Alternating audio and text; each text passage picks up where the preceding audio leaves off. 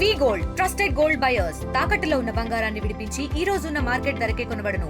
మరిన్ని వివరాలకు సంప్రదించండి 7710 ఎస్ నిన్న విజయవాడ, ఏలూరు, కాకినాడ ప్రాంతాల్లో ఏవైతే మావోయిస్టులను అదుపులో తీసుకున్నారో వాళ్ళ దగ్గర నుంచి పూర్తిగా కూడా స్వాధీనం చేసుకున్న వెపన్స్ కావచ్చు, వాళ్ళకి సంబంధించిన ఫోన్స్ కావచ్చు, వాళ్ళకి సంబంధించిన క్యాష్ కావచ్చు, సిమ్ కార్డులు కావచ్చు, వాటన్నిటిని కూడా పోలీసులు ఇక్కడ పెట్టే పరిస్థితి అయితే చేశారు, ఓపెన్ చేశారు. ఇక్కడ మనం చూస్తుంటే ఎన్టీఆర్ డిస్ట్రిక్ట్కి సంబంధించి నిన్న జరిగిన దాంట్లో దాదాపుగా 50 మందిని అదుపులో చూసుకున్నారు. దానికి సంబంధించి చూసుకుంటే వెపన్స్, తర్వాత పంచాసు, తర్వాత వాళ్ళకి కావాల్సిన గ్రానైడ్స్, ప్రధానంగా వాళ్ళ దగ్గర నుంచి వసూలు చేసుకుంటే ఫోన్ చిప్స్ చూడొచ్చు, ఎన్ని రకాల చిప్స్ని ఈడ పెట్టారో. తర్వాత వాళ్ళ ల్యాప్టాప్కి సంబంధించి కావచ్చు, లేకపోతే క్యాష్ కావచ్చు, చిన్న సైజు పిస్టోల్స్ కావచ్చు, వీటన్నిటిని వాళ్ళకి సంబంధించిన వాచెస్, తర్వాత కొంతమంది అధికారులకు సంబంధించిన పాత తరహా అంటే ఓల్డ్ గతంలో ఎప్పుడో పాతగా ఉండే కొన్ని తపంచాసను కూడా ఇక్కడ మందు పెట్టే ప్రయత్నం అయితే చేశారు. ఆల్మోస్ట్ దీనికి సంబంధించి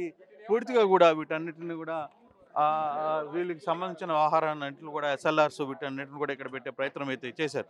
అయితే వీటన్నిటిని కూడా ప్రభుత్వం మీడియా ముందు ప్రవేశపెట్టే ప్రయత్నం చేసింది. వాళ్ళకి సంబంధించిన పుస్తకాలు, వాళ్ళ వాడుతున్న మెడిసిన్స్ని కూడా ఇక్కడ పెట్టే ప్రయత్నం అయితే చేశారు.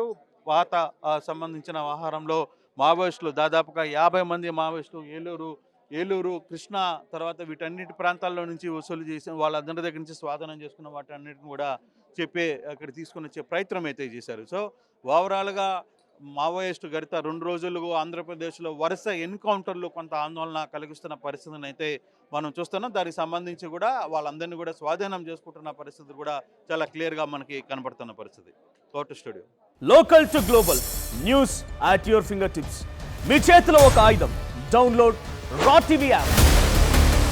Media legend Ravi Prakash is back.